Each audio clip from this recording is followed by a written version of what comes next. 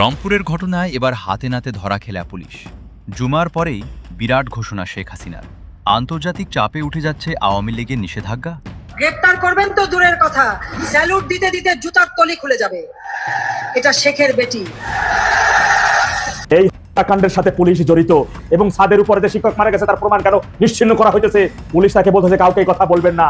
তখন পুলিশ আবার একটা পর্যায়ে ওই ব্যক্তিকে প্রশ্ন করছে, আপনি কে?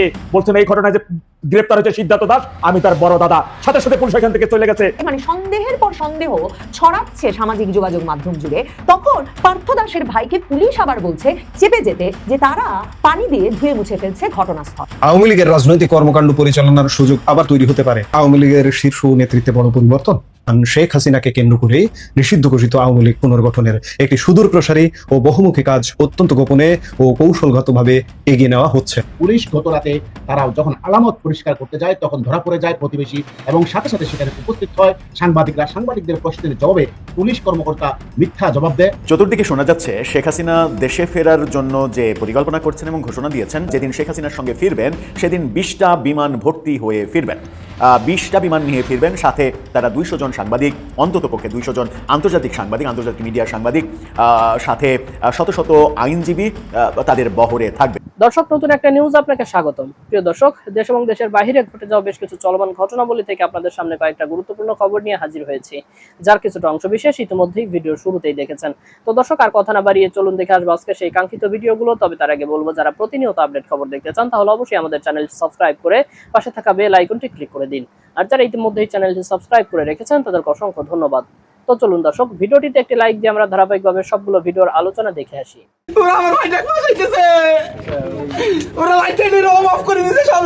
রংপুরের শিক্ষক গণপতি চক্রবর্তী পরিবারের গণহত্যার প্রমাণ এবং আলামত পানি দিয়ে পুলিশ নিশ্চিহ্ন করে ফেলতেছে।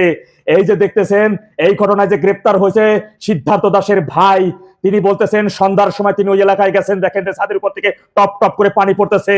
তখন পুলিশকে জিজ্ঞাসা করছে এইভাবে কেন ছাদ ভিজেই ফেলা হয়েছে এবং ছাদের উপরে যে শিক্ষক মারা গেছে তার প্রমাণ কেন নিশ্চিহ্ন করা হইতেছে? পুলিশ তাকে বলতেছে কাউকে কথা বলবেন না। তখন পুলিশ আবার একটা পর্যায়ে ওই ব্যক্তিকে প্রশ্ন করছে, আপনি কে? বলছেন এই ঘটনায় যে গ্রেপ্তার হয়েছে সিদ্ধার্থ দাস, আমি তার বড় দাদা। সাথে সাথে পুলিশ এখান থেকে চলে গেছে। ভাইরা আমার, এই তথ্যটা সর্বত্র রকমের শেয়ার করে ছড়িয়ে দেন, সাধারণ মানুষকে জানিয়ে দেন। ওই ঘরের মধ্যে প্রমাণ আলামত এরই মধ্যে মুছে ফেলতেছে পুলিশে। পানি দিয়ে ছাদ ধুয়ে ফেলা প্রমাণ কেন নিশ্চিহ্ন করা হচ্ছে? গণমাধ্যম কর্মীরা পুলিশে যে এই প্রশ্ন করছে, পুলিশ উত্তর দিতেছে লাইট জ্বালাইতে গিয়ে ভুলে মোটর সাইডে দিচ্ছে। আরে ভাই, আপনি অন্ধকারে ভুলে মোটর সাইডে দিচ্ছেন, তার মানে তো লাইট জ্বলে নাই। আপনি দেখলেন লাইট জ্বলে নাই, তাহলে তো ওই সুইচ অফ করে দিয়ে লাইটের সুইচটা দিবেন। সেইটা না কইরা আপনি বের হইয়া চলে আসলেন আর ওইদিকে ট্যাঙ্কি ভইরা পানি করে ছাদ ধুয়ে ফেলাইলেন কৌশলে, প্রমাণাদি নিশ্চিহ্ন করে দিলেন। ধরে নিলাম মোটরের শব্দ আপনার কানের মধ্যে ঢুকে নাই, আপনার কানে ফুটার মধ্যে ঢোকে নাই, কিন্তু লাইট তো জ্বলে নাই, যেহেতু আপনি ভুলে সুইচ দিচ্ছেন। এইটা কি দেখানো? তার মানে কি আপনি চোখেও দেখেন না? আপনি পুলিশ বয়রা এবং কানা দুইটাই। রংপুরবাসীর প্রতি অনুরোধ, ওই এলাকায় সনাতন ধর্মাবলম্বী ভাই এবং বোনদের কাছে অনুরোধ, আপনারা নিজেদের মধ্যে টিম করেন, 24 ঘন্টা পাহাড়ের ব্যবস্থা করুন বাড়ির আশপাশ দিয়া। যে কোনো সময় কিন্তু তারা এই সমস্ত নিশ্চিহ্ন প্রমাণ ওরা মুছে দিবে। এই তথ্যগুলো বিশ্ব মিডিয়ার কাছে পৌঁছে দেন। মনে রাখবেন, সিদ্ধার্থ দাস এবং মুগ্ধ দাস ওরা মূলত ওই ঘরের মধ্যে অস্ত্র শস্ত্র নিজের সন্ত্রাসীরা ঢুকতেছিল। এইটা দেখে ফেলায় তাদের মূল অপরাধ এবং দেখে ফেলার কারণেই পুলিশ তড়িঘড়ি করে ওই রাতের মধ্যেই ওদের দুইজনকে গ্রেপ্তার করেছে। এই কথা আমি নিজে থেকে বলতেছি না, একেবারে বিশ্বস্ত অথেন্টিক সোর্সের মাধ্যমে পাই এই কথা বলতেছি। সিদ্ধার্থ দাসের বড় ভাইয়ের এই আহাজারি, মুগ্ধ দাসের বাবার এই ছবি, এই কান্নার আহাজারি আপনাদেরকে টনক নড়ছে না? বিবেক কি জাগ্রত হচ্ছে না? মনে রাখবেন, আজ চক্রবর্তী পরিবার হত্যা এই ঘটনা দেখে ফেলার কারণেই মূলত সেই অপরাধেই দুইজন নিরপরাধ ব্যক্তিকে গ্রেপ্তার। জজ মেয়ার নাটক 2.0 সফল করার জন্য একেবারে উঠে পড়ে লেগেছে এই পুলিশ। এই যে পুলিশ কমিশনার মাহবুব, এই মাহবুবকে চিনছেন? এটা কোন মাহবুব? কিছুদিন আগে এর নিয়ে আমি পোস্ট করেছি। এই কিছুদিন আগেও এই যে 5 আগস্ট সে জনসম্মুখে মিডিয়ার সামনে এই বিহারীর বাচ্চারা বক্তব্য দিয়েছে যে 3 আগস্ট ও প্রোফাইল লাল করেছিল, 4 আগস্ট ও পরিবারের সদস্যদের নিয়ে রাস্তায় আন্দোলন করেছিল, 5 আগস্ট ও তৎকালীন সময় এসপি ছিল, ওই সময় একাধিক পুলিশকে করেছে। এই কথা ওর নিজের শিকার, আর সে হইছে এখন রংপুরের কমিশনার।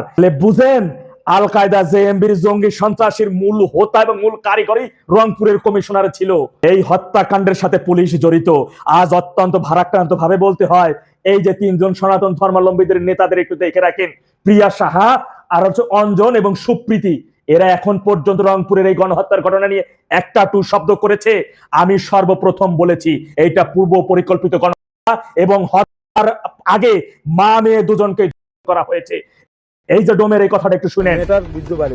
জি, এই ডোম হচ্ছে যারা লাশ কাটে তাকে তো আপনি ভালো করে জানেন। সে নিজে গোপন ক্যামেরায় ভিডিও ধারণ করা, সে বলেছে তাদের শরীর থেকে বীর্য পাওয়া গেছে গোপনাঙ্গের সেইখানে। আর যে রিপোর্ট যায় যে ডাক্তার, সে বলছে না, এই ধরনের কোনো আলামত পাওয়া যায় নাই। আর এই সমস্ত ঘটনার সাথে কাদেরকে দিয়ে সমস্ত মিথ্যা কথা এবং মিথ্যা বয়ান তৈরি করতেছে? হিন্দু ডাক্তার, হিন্দু পুলিশ, আসামিও হিন্দু করা হয়েছে। মনে রাখবেন, মুগ্ধ এবং স্নিগ্ধ দাসের মূল অপরাধ ওরা সন্ত্রাসীদের অস্ত্র নিয়ে ওই ঘরে দেখছে, প্রতিবেশী হিসেবে ওরা দেখে ফেলছে, এটাই মূল অপরাধ। ওই রাতে পুলিশ আসার পরে ওরা জানতে পারছে যে কারা দেখছে, ওই দুটো ছেলে দেখেছে এবং পরবর্তী সময় স্ক্রিপ্ট লেখা ওরা দেখেছে, এই কারণে ওদের কি আগে গ্রেফতার করতে হবে। যে খোলা ছাদের নিচে কখনো বাবা খাওয়া যায় না, ওই ছাদ থেকে যে বাড়ির ছাদ থেকে ওই ছাদে গেছে, ওই বাড়ির ছাদ ছিল আরো বেশি নিরাপদ। তাহলে সেই বাসার ছাদে বসে এরপর আবার দেখেন বলতেছে কি, ওদের বন্ধুর বাসায় বসে নাকি তারা ইয়াবা খাইছে একজন। তাহলে যেখানে রুমের মধ্যে বসে ইয়াবা খাওয়া গেছে, তাহলে খোলা ছাদের নিচে কিভাবে ইয়াবা খাইতে আবার গেছে? ওদের এই সমস্ত লেখা, স্ক্রিপ্ট, গল্প সবকিছু একেবারে দুর্বল। প্রত্যেকটা কথা এখানে প্রশ্ন থেকে যায়। আর এখন গভীর রাতে আলামত প্রমাণ মুছে ফেলা।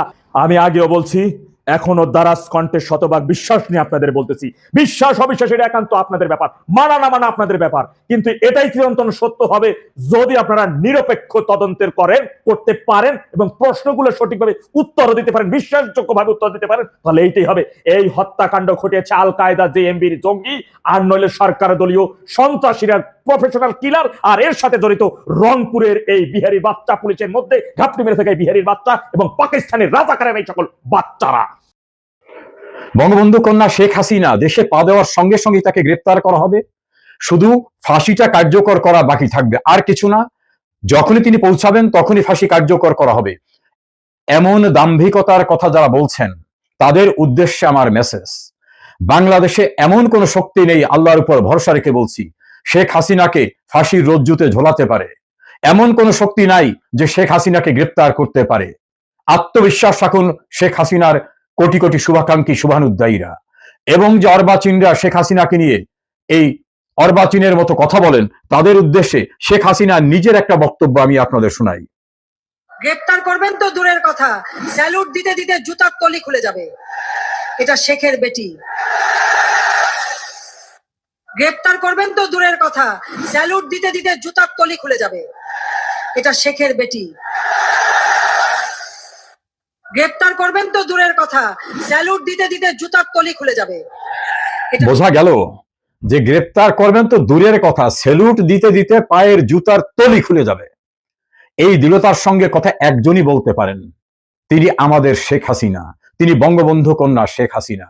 ধমনীতে যার বঙ্গবন্ধুর রক্ত, যার ঈপ্সিত লক্ষ্যে তিনি পৌঁছাতে কখনো ভুল করেন না, তার অভীষ্ট লক্ষ্যে তিনি পৌঁছান। তিনি দৃঢ়চেতা, আত্মপ্রত্যয়ী, সাহসী, দেশপ্রেমী, দূরদর্শী এবং পরিশ্রমী। কাজেই যারা অর্বাচীনের মতো শেখ হাসিনাকে নিয়ে বিভিন্ন মন্তব্য করেন, পরিণতি তাদের কি হবে সেজন্য তারা প্রস্তুত হন। আন্তর্জাতিক অপরাধ ট্রাইব্যুনালে দণ্ডপ্রাপ্ত বা অভিযুক্তদের তালিকায় থাকা দলীয় প্রধান শেখ হাসিনাকে কেন্দ্র করে নিষিদ্ধ ঘোষিত আওয়ামী লীগ পুনর্গঠনের একটি সুদূর প্রসারী ও বহুমুখী কাজ অত্যন্ত গোপনে ও কৌশলগতভাবে এগিয়ে নেওয়া হচ্ছে। আজকের বিশদ বিশ্লেষণে আমরা তুলে ধরব আওয়ামী লীগের এই পুনর্গঠন প্রক্রিয়ার আদ্যোপান্ত, নেতৃত্ব পুনর্বিন্যাসের পরিকল্পনা, নতুন কারা সামনে আসছেন, কাদের বাদ পড়ার আশঙ্কা রয়েছে এবং দেশ বিদেশের বিভিন্ন নেটওয়ার্ক কিভাবে এই মুহূর্তে চালিত হচ্ছে। আওয়ামী লীগের অভ্যন্তরীণ সূত্রের তথ্য মতে রাজনৈতিক ধাক্কার পরপরই দলের ভেতরে রিফাইন্ড আওয়ামী লীগ অর্থাৎ শেখ হাসিনাকে পুরোপুরি বাদ দিয়ে নতুন ধারায় দল চালানোর যে একটি প্রাথমিক ধারণা সৃষ্টি হয়েছিল তার সম্পূর্ণ বাতিল হয়ে গেছে। তৃণমূল নেতাকর্মীদের মানসিকতা বিবেচনা করে নীতিগত সিদ্ধান্ত নেওয়া হয়েছে যে শেখ হাসিনাকে বাদ দিয়ে গঠিত কোনো রিফাইন্ড আওয়ামী লীগ মাঠ পর্যায়ের সমর্থকরা মেনে নেবে না। ফলে নতুন কৌশলটি হচ্ছে শেখ হাসিনায় থাকবেন দলের মূল নেতৃত্বে ও অভিভাবকত্বে, তবে কৌশলগত কারণে তাকে কিছুটা ছায়ায় রেখে তুলনামূলক কম বিতর্কিত এবং মাঠে কার্যকর নেতাদের প্রকাশ্য ও কার্যকর নেতৃত্বে নিয়ে আসা হবে। তিনি যদি ভারতে অবস্থান করেন কিংবা ভবিষ্যতে দেশে ফিরে কারাবন্দী হন, তবে তার সরাসরি দিক নির্দেশনা ও পর্যবেক্ষণে নতুন একটি বিকল্প নেতৃত্ব দল পরিচালনা করবে। মূল উদ্দেশ্য হলো শেখ হাসিনার নির্দেশনার আলোকে দলকে আবার পুনঃসংগঠিত করে একটি কাঙ্ক্ষিত লক্ষ্যে পৌঁছানো। দেশ ও বিদেশে অবস্থানরত অন্তত 12 জন শীর্ষ আওয়ামী লীগ নেতার সাথে আলোচনার ভিত্তিতে জানা গেছে দলটির বর্তমান প্রাথমিক লক্ষ্য আগামী ডিসেম্বরের মধ্যে কেন্দ্রীয় কমিটি পুনর্গঠন সম্পন্ন করা। কেন্দ্রীয় রূপরেখা প্রস্তুত হওয়ার পর ধাপে ধাপে জেলা, উপজেলা ও থানা পর্যায়ের কমিটিগুলো ঢেলে সাজানো হবে। একই সাথে যুবলীগ, ছাত্রলীগ, স্বেচ্ছাসেবক লীগ, মহিলা আওয়ামী লীগ, যুব মহিলা লীগ, শ্রমিক লীগ ও মৎস্যজীবী লীগের মতো সহযোগী ও ভ্রাতৃপ্রতিম সংগঠনগুলোর পুনর্গঠন প্রক্রিয়াও শুরু করা হবে। দলের হাইকমান্ডের ধারণা, বর্তমান এবং পরবর্তী রাজনৈতিক পরিস্থিতির প্রেক্ষাপটে আওয়ামী লীগের রাজনৈতিক কর্মকাণ্ড পরিচালনার সুযোগ আবার তৈরি হতে পারে। সেই প্রত্যাশা থেকেই অভ্যন্তরীণ এই রূপরেখা প্রস্তুত করা হচ্ছে। পুনর্গঠনের পুরো প্রক্রিয়ায় বেশ কিছু কঠোর বার্তা রয়েছে। রাজপথে চরম সংকটের মুখে বা দলীয় সভাপতির স্পষ্ট নির্দেশ সত্ত্বেও যারা রাজনৈতিকভাবে নিষ্ক্রিয় ছিলেন তারা নতুন সাংগঠনিক কাঠামো থেকে পুরোপুরি বাদ পড়তে পারেন। বিশেষ করে তথাকথিত গণ অভ্যুত্থান পরবর্তী সংকটে যে সকল প্রভাবশালী নেতা আত্মগোপনে থেকে পলাতক বা কারাবন্দী নেতাকর্মী এবং তাদের ভুক্তভোগী পরিবারের কোনো খোঁজ খবর রাখেননি, তাদের উপর তৃণমূলের প্রচন্ড ক্ষোভ রয়েছে। ফলে বিগত সরকারের সময় দাপট দেখানো অনেক প্রভাবশালী মুখকে এবার বাদ দেওয়া হতে পারে। অপরদিকে বিপদের দিনে যারা জীবন ও আইনি ঝুঁকি নিয়ে দলীয় যোগাযোগ রক্ষা করেছেন, তৃণমূলকে ধরে রাখার চেষ্টা করেছেন এবং অনলাইন বা অফলাইনে সক্রিয় ভূমিকা রেখেছেন, নতুন কমিটিতে তাদের অগ্রাধিকার দিয়ে মূল্যায়নের চিন্তা ভাবনা করা হচ্ছে। শুধু প্রবীণ ও জ্যেষ্ঠ নেতাদের ওপর এককভাবে নির্ভর না করে তরুণ ও অপেক্ষাকৃত কম বিতর্কিত নতুন নেতৃত্ব তৈরির দিকে মনোযোগ দেওয়া হচ্ছে। দলের রাজনৈতিক কৌশলের অন্যতম বড় অংশ হলো শেখ হাসিনার একটি ঘোষণা। তিনি চলতি বছরের ডিসেম্বরের মধ্যে দেশে ফেরার অভিপ্রায় ব্যক্ত করেছেন। দলের শীর্ষ নেত্রীর এই ঘোষণার পর আত্মগোপনে বা বিদেশে থাকা অনেক নেতাকর্মী দেশে ফেরার আগ্রহ দেখাচ্ছেন। তবে বাস্তবতা বিবেচনায় তৈরি করা হচ্ছে একাধিক বিকল্প পরিকল্পনা বা প্ল্যান বি। শেখ হাসিনা দেশে ফিরে যদি কারাবরণ করেন কিংবা আইনি প্রতিকূলতার কারণে দেশে ফিরতে ব্যর্থ হন, উভয় পরিস্থিতি সামাল দেওয়ার মতো নেতৃত্ব তৈরি রাখা হচ্ছে।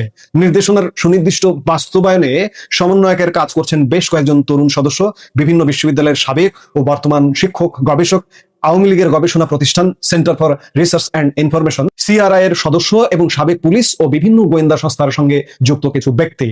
কলকাতায় অবস্থানরত আওয়ামী লীগের সভাপতি মণ্ডলীর এক সদস্য এবং যুক্তরাজ্যে অবস্থানরত সাবেক এক মন্ত্রীর তথ্যানুযায়ী 107 জন সাবেক মন্ত্রী, প্রতিমন্ত্রী ও সংসদ সদস্য সহ প্রায় 150 জন শীর্ষ পর্যায়ের নেতা বর্তমানে দেশের 69টি কারাগারে বন্দী আছেন।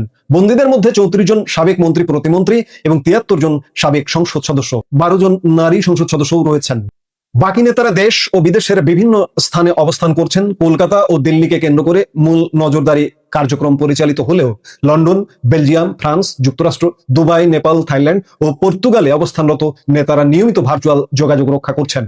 যুক্তরাষ্ট্র, যুক্তরাজ্য, জার্মানি ও ইউরোপীয় ইউনিয়নের বিভিন্ন দেশে থাকা দলীয় নেতাকর্মীরা সামাজিক ও রাজনৈতিক কর্মসূচি পালন করে স্থানীয় বিদেশি দূতাবাসগুলোর দৃষ্টি আকর্ষণের চেষ্টা করছেন। এতে নজরুল ইসলাম, আব্বাস আলী চৌধুরী, ডক্টর সিদ্দিক, মহসিন, মোহাম্মদ শওকত, মোহাম্মদ ফারুক সহ একাধিক সংগঠক সক্রিয় ভূমিকা রাখছেন। অনলাইন জুম মিটিং, হোয়াটসঅ্যাপ ও টেলিগ্রাম গ্রুপ কলের মাধ্যমে নেতাকর্মীরা নিয়মিত পরামর্শ দিচ্ছেন। বর্তমান পুনর্গঠন প্রক্রিয়ায় গুরুত্বপূর্ণ দায়িত্বে আসতে পারেন বা সমন্বয় করছেন এমন বেশ কিছু নাম সামনে এসেছে। সাংগঠনিক সক্রিয়তার ভিত্তিতে জাহাঙ্গীর কবির নানক, আফামা বাহাউদ্দিন নাসিম, শামা রেজাউল করিম, মহিবুল হাসান চৌধুরী নওফেল, ডক্টর হাবিবে মিল্লত এবং বিশেষ পরিস্থিতিতে সাবির হোসেন চৌধুরীকে বড় পদে মূল্যায়নের চিন্তা করা হচ্ছে। প্রেসিডিয়াম সদস্য মোফাজ্জল হোসেন চৌধুরী, মায়া, শেখ ফজলুল করিম সেলিম, সাবেক মন্ত্রী আসাদুজ্জামান খান কামাল, মোহাম্মদ এ আরাফাত, মৃণাল কান্তি দাস, সিলেটের সাবেক মেয়র আনোয়ারুজ্জামান চৌধুরী, যুবলীগের মইনুল হোসেন নিখিল, ছাত্রলীগের সাদ্দাম হোসেন ও শেখ আলী আসিফ ইনানও এই তালিকায় রয়েছেন। দীর্ঘ নীরবতার পর সামাজিক মাধ্যমে দৃশ্যমান হয়েছেন দলটির সাধারণ সম্পাদক ওবায়দুল কাদের। এছাড়া Sheikh Helal Uddin, Fazle Shams Parash, S M Kamal, doctor Hasan Mahmud, Alauddin Nasim, Liaqat Sikder, Nazrul Islam Babu, Enamul হক শামীম, আমিনুল ইসলাম, আবু সাইদ আল মাহমুদ স্বপন, সুজিত রায় নন্দী, অসীম কুমার উকিল এবং স্বেচ্ছাসেবক লীগের গাজী মেজবা সাচ্চু ও আফজাল বাবু নিয়মিত যোগাযোগ রাখছেন। বর্তমানে বন্দী থাকা কেন্দ্রীয় ও জেলা পর্যায়ের ত্যাগী নেতাদের মধ্য থেকেও একটি অংশকে নতুন সংগঠনে পদায়ন করার পরিকল্পনা রয়েছে। যদিও দলীয় শীর্ষস্তর থেকে ঐক্যবদ্ধ হওয়ার নির্দেশনা দেওয়া হচ্ছে, তবে মাঠ পর্যায়ের চিত্র পুরোপুরি মসৃণ নয়। প্রবাসে থাকা নেতাদের একটি বড় অংশ এখনো মামলা ও গ্রেপ্তারের ভয়ে নিশ্চুপ।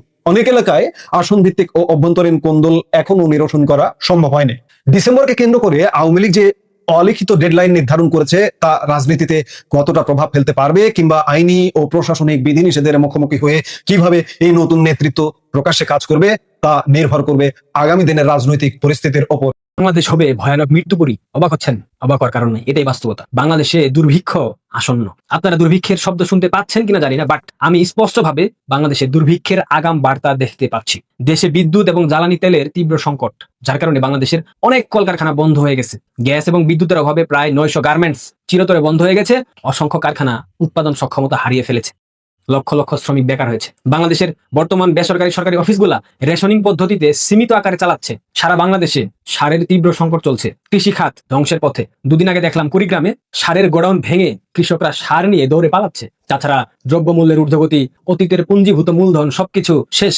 নতুন কোনো অর্থ প্রবাহ তৈরি হচ্ছে না। সরকার চাইলে অতিরিক্ত টাকা ছাপিয়ে সমাধান করতে পারছে না, যদিও এই আকাম সরকার প্রতিনিয়ত করে যাচ্ছে, যার কারণে বাংলাদেশে মূল্যস্ফীতি বেড়ে যাচ্ছে। তাছাড়া বিদেশি ঋণের বিশাল বোঝা, কিস্তির চাপ অর্থনীতিকে কতটা ঝুঁকিপূর্ণ করছে আপনারা কল্পনা করতে পারবেন না। বাংলাদেশে প্রথম দুর্ভিক্ষ পরিস্থিতি তৈরি হয়েছিল স্বাধীনতার পর 1972 সালে। তখন ভারতের খাদ্য সরবরাহ, আমেরিকার খাদ্য সাহায্য PL480 এবং ইউরোপের নানা দেশের সহায়তায় কোন রকম কাটিয়ে উঠা গিয়েছিল। পরবর্তীতে 1974 সালে যখন বাংলাদেশে দুর্ভিক্ষের লক্ষণ দেখা দেয়, তখন আন্তর্জাতিক বাজারে খাদ্যের দাম বাড়ে। ভারত চাল রপ্তানি বন্ধ করে দেয়। বাংলাদেশ আবার মার্কিনীদের দ্বারে দ্বারে সাহায্যের জন্য ঘুরপাক খায়, কিন্তু মার্কিন যুক্তরাষ্ট্র তখন মানা করে দেয়, কারণ বাংলাদেশ কিউবার সাথে কূটনৈতিক সম্পর্ক স্থাপন করেছিল, যার কারণে PL480 অনুযায়ী সাহায্য বন্ধ করা হয়েছিল। তবে বাংলাদেশ খাদ্যশস্য কিনতে পারত, সেখানে আইনগত কোনো সমস্যা ছিল না। বাংলাদেশ তখন মার্কিনীদের কাছ থেকে খাদ্যশস্য কেনার সিদ্ধান্ত জানিয়েছিল। ঠিক একই সময়ে বাংলাদেশ আবার কিউবার কাছে পাট রপ্তানির একটা চুক্তি করে। ওই রপ্তানি ছিল মার্কিন খাদ্য রপ্তানি আইনের সাথে সাংঘর্ষিক, যার কারণে পরবর্তীতে বিশাল একটা ধাক্কা খেতে হয়। সেই আইনে ছিল শত্রু রাষ্ট্রে কোনো কিছু রপ্তানি করলে সেই দেশে মার্কিন যুক্তরাষ্ট্র খাদ্য পণ্য বিক্রি করবে না, সেটা সম্পূর্ণরূপে নিষিদ্ধ। ফলে যা হওয়ার হলো, বন্ধ হয়ে গেল ক্রয় করা শস্য দিয়ে দুর্ভিক্ষ মোকাবেলার সম্ভাবনা। সেই বছর আবার রেকর্ড পরিমাণ বৃষ্টি হয়, যদিও ধান রেকর্ড পরিমাণ জন্মেছিল, কিন্তু ভয়াবহ বন্যার কারণে ধান একদম নষ্ট হয়ে যায়। ভারতের রপ্তানি বন্ধ। মার্কিন যুক্তরাষ্ট্রের নিষেধাজ্ঞার খবরে কৃষকরা ভীত হয়ে ধান বিক্রয় বন্ধ করে মজুত করতে থাকে। অসাধু ব্যবসায়ী বাংলাদেশে তো সৃষ্টির পর থেকে ছিল, এরা ধান কিনে মজুত করে, ফলে হু করে চালের দাম 5 গুণ বৃদ্ধি পায়। ভূমিহীন, জমিহীন কৃষক, দিনমজুর এবং যারা হতদরিদ্র তারা অনাহারে মারা যায়। এই বিপর্যয়ে তখনকার বিশ্ব মহাশক্তি বাংলাদেশের নিকট বন্ধু সোভিয়েত ইউনিয়ন কোনো সহায়তা করে নাই, কিচ্ছু করে নাই। এমনকি ইসলামী বিশ্ব, যারা এখন বড় বড় বাতালা ঝাড়তেছে, পাকিস্তান, তুর্কি, সৌদি আরব ইত্যাদি ইত্যাদি, এবার যদি বাংলাদেশে দুর্ভিক্ষ পরিস্থিতির সৃষ্টি হয়, 1 পয়সা সহায়তা করবে না, গ্যারান্টি দিয়ে বললাম, 1 পয়সাও না। 1974-এর দুর্ভিক্ষের সময় বহু মানুষ খাদ্যের খুঁজে রাজধানী ঢাকায় চলে যায়। ঢাকা শহরের রাস্তায় অনাহারে বহু মানুষ মরে পচে গলেছিল। এগুলো পুরান কথা। এত বছর পর 74-এর মতোই বিএনপি সরকার আন্তর্জাতিক খাদ্য সরবরাহ ব্যবস্থা নিয়ে নির্বোধের মতো আচরণ করছে। অপরদিকে দুর্বল থেকে দুর্বলতর হচ্ছে বাংলাদেশের অর্থনীতি। আমার মনে হচ্ছে না সরকারের কারো এই বিষয়ে নজর আছে। সব লুটপাটে ব্যস্ত, চিটার বাটপার দিয়ে রাষ্ট্র পরিচালনা করা হচ্ছে। প্রায় 1 কোটি প্রান্তিক মানুষের ভাতা বন্ধ হয়ে গেছে 2024-এর 5 আগস্টের পর। চাকরি হারিয়েছে কয়েক লক্ষ মানুষ। বাংলাদেশের শহরগুলোতে ভাসমান এবং দরিদ্র মানুষের সংখ্যা অস্বাভাবিক হারে 24-এর 5 আগস্টের পর থেকে বৃদ্ধি পেয়েছে। ক্ষুদ্র, মাঝারি, বৃহৎ প্রত্যেকটা ব্যবসা প্রতিষ্ঠান ক্রমেই আরো ছোট হচ্ছে। শহরে অস্বাভাবিকভাবে অটোরিকশা, রাইড শেয়ার বেড়ে গিয়েছে। এটা শুধুমাত্র ঢাকায় না, প্রত্যেকটা বিভাগীয় শহরে বেড়ে গেছে, এমনকি জেলা শহরেও এটা বৃদ্ধি পেয়েছে। এই হাসপাতালগুলোতে গত 5-6 মাসে কোনো রোগী আসছে না, চেকআপের জন্য আসতেছে না, কারণ পয়সা নাই। এই রোগীদের অধিকাংশ ছিল বিভিন্ন কলকারখানার শ্রমিক। যে কয়জনকে দেখা যাচ্ছে তাদের ওষুধ কেনার টাকা নাই, ফলে অনেকেই মধ্যবিত্ত পরিবারের লজ্জায় হসপিটালে যাচ্ছে না। সেই 74-এর দুর্ভিক্ষের ইতিহাস আমরা বইয়ের পাতায় পড়েছি। পাড়া মহল্লার মুরব্বী যারা ছিলেন, সিনিয়র সিটিজেন, তাদের কাছে শুনেছি তখন বাজারে বেবি ফুড ছিল না, অর্থাৎ বাচ্চাদের খাদ্য ছিল না। বাচ্চারা আটা ময়দা খেয়ে বড় হয়েছে। সিনিয়র সিটিজেনরা 2026 সালে আইসা আক্ষেপ করে বলতেছে, সৃষ্টিকর্তা 1974-এর মতো দুর্ভিক্ষ বাংলাদেশে দিও না, এত কষ্ট মানুষ নিতে পারবে না। 74-এর সেই দুর্ভিক্ষ বঙ্গবন্ধু শেখ মুজিবুর রহমানের কারণে হয়েছিল। বঙ্গবন্ধুর পরিবার লুটপাট করেছিল, এইসব কারণে 74-এর দুর্ভিক্ষ হয়েছিল। অথচ যুদ্ধ পরবর্তী একটা দেশ, যে দেশের অর্থনীতি জঘন্য অবস্থায় ছিল, যে দেশের প্রত্যেকটা ইনফ্রাস্ট্রাকচারাল কাঠামো